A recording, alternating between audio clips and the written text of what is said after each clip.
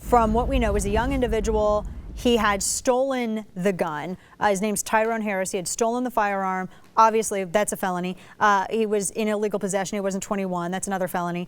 Shooting at police. That's another felony. 3 felonies right there. But there's more to this story. Absolutely. He also was a friend of Michael Brown.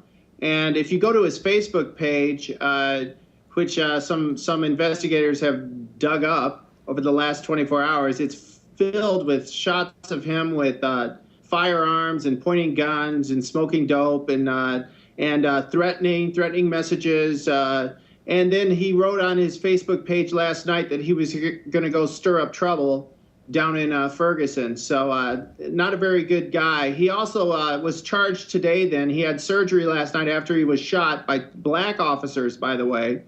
And he had surgery, and now he's charged with 4 assault on police officers. Wow. And he had been listed as being in critical condition. I don't know if that's been upgraded or not. Do you know anything about his current status? I haven't heard any updates on his condition, no.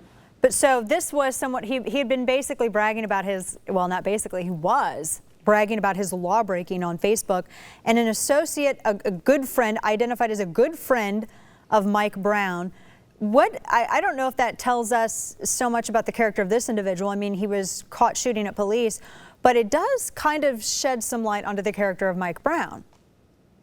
Absolutely. And there are some people who suspect that Michael Brown was a Blood in the, the Bloods gang. Mm-hmm. And this guy from his Facebook page looks like he was entangled into some kind of a gang activity. And so not the best characters. Doesn't look like they had many goals except for, smoking dope and waving firearms around. Yeah, I mean, as far as the blood suspicion, he is wearing red in that video that we just showed of him. That was him lying on the ground. He is wearing red in that particular video.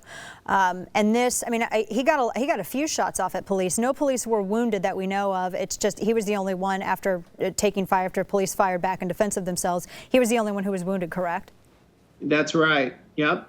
So this, I mean, it's I don't know how else you celebrate, I guess, the 1-year anniversary of the death of someone who strong-armed a convenience mart and then went and attacked a cop then by looting businesses and attacking cops, I guess. Right, and beating up a journalist. A friend of ours from the Post-Dispatch was beat up last night and robbed and looted. And now, what did he do? What did he do to get? He's a journalist covering it. What did he do to get beaten up and robbed? He got up too close. That's what happened. That was his mistake. Yep. So there was some video of Paul Hamble before he got beat up where it was looking like a pretty rough crowd and people were a lot of screaming. Tension was high. And then the next shots we have of him was him bloodied up in the street. Wow. And of course, yeah. I'm sure that there were, how many people had attacked him? It's not clear. Another incident that happened the night before on Saturday night, Dana, was another protester who was actually at the protest shot another protester in the street, shot him in the shoulder. There was pictures of him out on the internet on Twitter. He was a young 17-year-old and charged.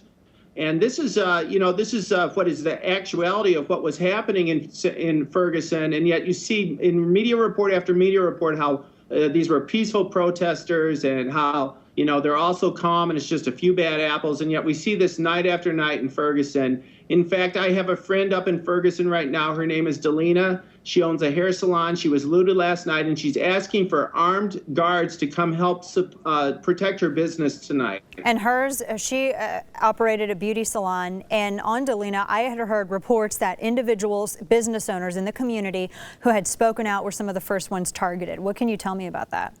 Well, I do know that one business that had been looted twice before, the Ferguson Market and Liquor, they actually stood outside last night. I put video of this up on the Gateway Pundit, where they were with shotguns sitting outside their business. And you know what, Dana?